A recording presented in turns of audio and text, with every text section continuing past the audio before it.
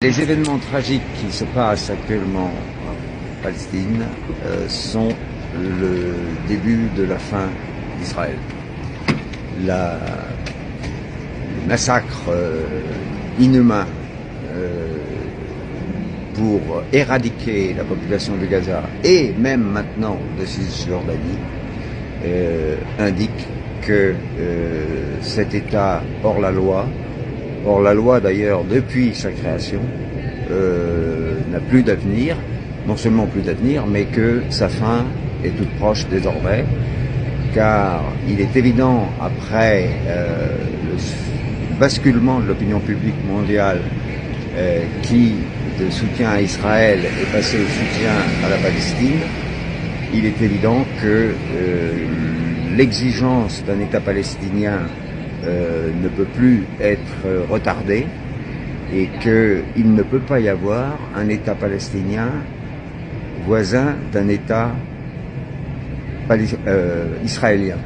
La solution à deux États n'est plus une solution, elle ne peut pas exister si les grandes puissances comme la Chine et la Russie continuent à parler de solution à deux États, c'est-à-dire la création d'un État palestinien à côté de l'État actuel d'Israël. C'est uniquement parce que c'est le langage diplomatique. Mais ces deux nations savent très bien que la coexistence de deux États sur ces terres est absolument impossible désormais après les crimes horribles que Israël a commis. La charte des Nations Unies cependant, les règles des Nations Unies cependant sont depuis 1948, 47 même, que deux États doivent cohabiter sur ces territoires. Et donc, c'est le langage que la Chine comme la Russie utilisent, mais ce n'est qu'un langage diplomatique. Les experts de ces deux nations sont suffisamment habiles pour savoir qu'il n'y a plus de possibilité pour deux États. La conclusion logique est donc qu'il ne peut y avoir qu'un seul État, qui sera l'État de Palestine, avec bien entendu des garanties de sécurité pour les différentes minorités qui sont présentes sur le territoire et, comme le disent et le répètent les responsables iraniens, les Juifs qui ont une présence justifiée sur ces terres. En revanche, tous ceux qui sont arrivés récemment et qui sont tous des fascistes ou des nazis, ceux-là devront retourner, comme l'a dit un responsable, je ne sais plus lequel, iranien, ils devront reprendre leur bateau ou leur avion pour retourner d'où ils viennent. Mais ils n'ont pas leur place dans l'État de Palestine, alors qu'en revanche, il est évident que tous les chrétiens, par exemple palestiniens, qui se sont solidarisés complètement avec la lutte du Hamas, et puis les agnostiques, les hindous s'il y en a, les juifs qui ont des justifications pour être présents, c'est-à-dire qu'ils étaient là depuis longtemps, eux ou leurs familles, tout ceci indique que Israël n'a plus d'avenir et que ce sera un bienfait pour l'ensemble de la communauté internationale, car nombre des problèmes, des crises qui se sont déroulées dans le monde jusqu'à présent venaient de l'existence de cet État hors la loi qui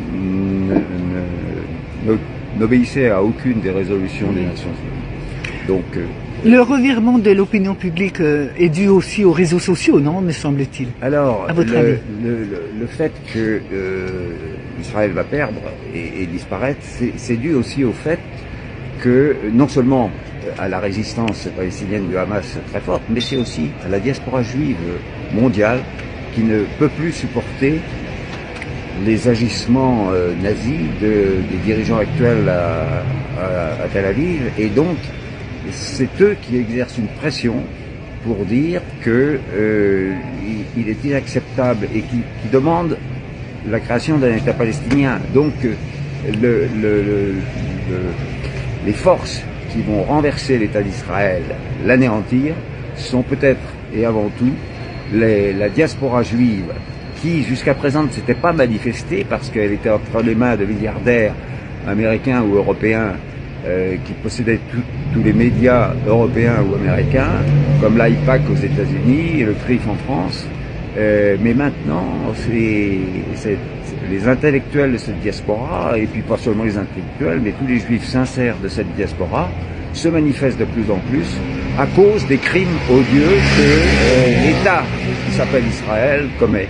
Et donc, il y a un basculement, et comme vous le disiez, grâce aux réseaux sociaux qui transmettent toutes les vidéos des horreurs commises par Israël, et qui informent donc l'ensemble des opinions publiques européennes et américaines et mondiales, parce que en France, par exemple, mais dans toute l'Europe c'est la même chose, toutes les télévisions sont entièrement entre les mains des médias sionistes, qui appartiennent à des sionistes. Donc ils ne diffusent que des informations qui vont dans le sens de Israël a le droit de se défendre.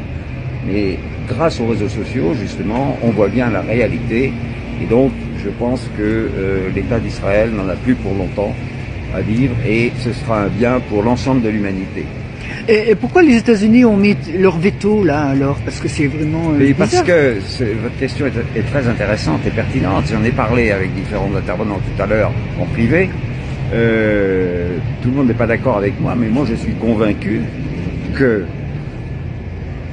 Israël n'est que l'outil des États-Unis. Et le veto américain de vendredi dernier à la proposition de cessez-le-feu montre à l'évidence, cette fois-ci, on ne peut plus nier que c'est les États-Unis d'Amérique qui font la guerre à travers Israël, de même que sont eux qui font la guerre en Ukraine à travers les Ukrainiens. Et là, ils font la guerre à travers Tsahal, et ils leur fournissent toutes les bombes et tous les armements pour qu'ils commettent leurs crimes contre la population palestinienne. Mais donc on voit bien, on peut dire Tsahal commet des crimes contre l'humanité, mais en fait c'est les États-Unis qui commettent des crimes contre l'humanité en utilisant leur outil qui est Tsahal. Et ça a été depuis la création de l'État d'Israël. Israël est un outil de la stratégie américaine au Moyen-Orient et dans le monde d'une manière générale. Un petit mot pour finir sur notre gouvernement, quand même. Nous qui étions quand même pro-palestiniens, qu'est-ce que c'est qu'on est devenu là maintenant? Eh bien, effectivement, mais vous savez, on n'a plus de diplomatie, on n'a plus de politique.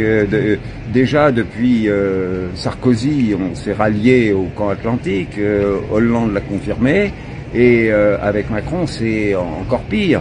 Et il est triste quand on est patriote français de voir que notre France est maintenant ridiculisée par son président, qui n'est plus accepté nulle part, qui fait du en même temps, c'est-à-dire une chose et son contraire simultanément, et qui est rejeté de toutes les propositions qu'il fait, que ce soit au Liban ou que ce soit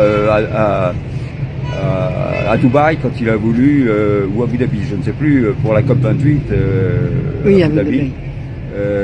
Organiser une réunion qui n'a pas pu organiser. Donc on est humilié de voir que le président Macron, qui représente la France, mène une politique qui est désavouée maintenant par la majorité des Français, bien sûr, mais ils n'ont pas droit à la parole en France pour le moment.